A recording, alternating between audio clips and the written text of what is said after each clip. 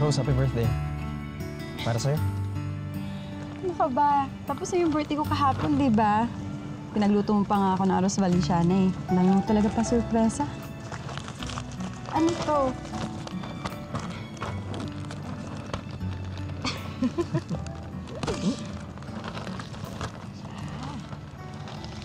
Sige, try mo na dito.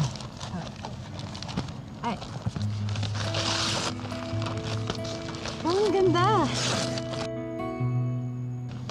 Ang galing mo pala talaga mag-drawing, ah.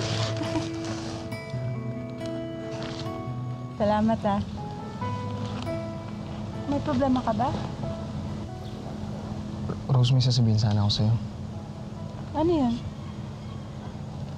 Si tatay kasi balak akong pag-aralin ng architecture. Nakapasa na nga ako sa entrance exam. Oh, di magandang balita yan. Bakit malungkot ka? Kaso sa Bicol. Rose, mas mainam kasi makapagtapos ako ng pag-aaral para mas makahanap ako ng magandang trabaho. Rose, gusto ko sa kitang bigyan ng magandang buhay.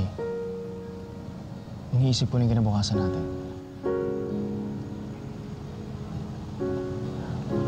Rose.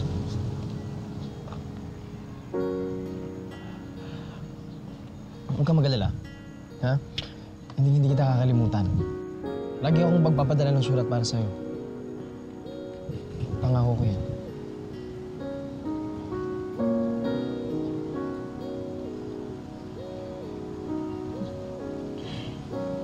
Ano pa ba magagawa ko? Nandiyan na yan eh. Pagbutihin mo na lang yung pag-aaral mo, ha?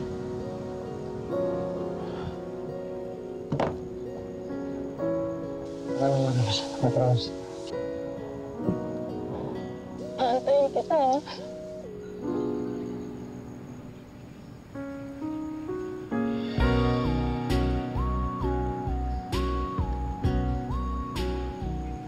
Ingatan mo yung sarili mo. Ah.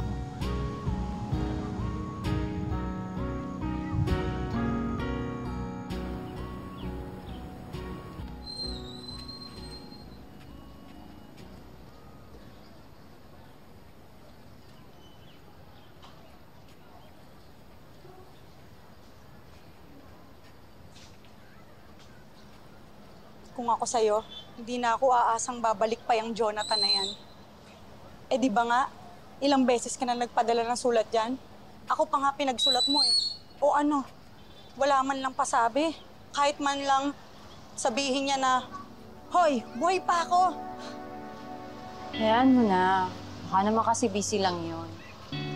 Ewan ko na lang, Rose, pero kung ako sa'yo, itigil mo na yung paghihintay mo sa kanya. Pinapaasa ka lang nun. Kung ako sa'yo, maghanap ka na lang ng lalaking magmamahal sa'yo.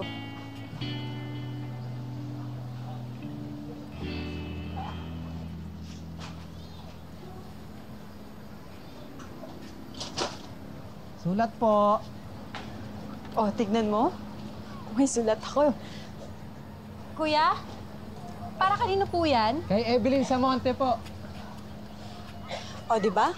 Sinabi ko sa'yo. Ay, kuya, sa akin po yan. Galing po kasi sa boyfriend ko.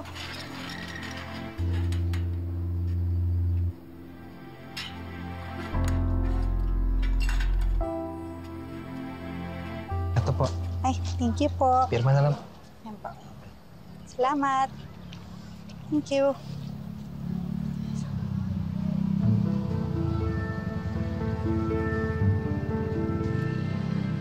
Rose, may bisita ka.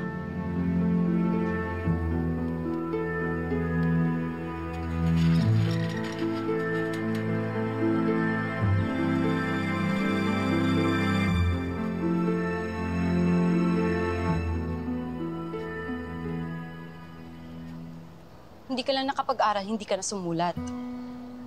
Ano? Rose, nagkasakit kasi si tatay. Kaya kailangan ko magtrabaho.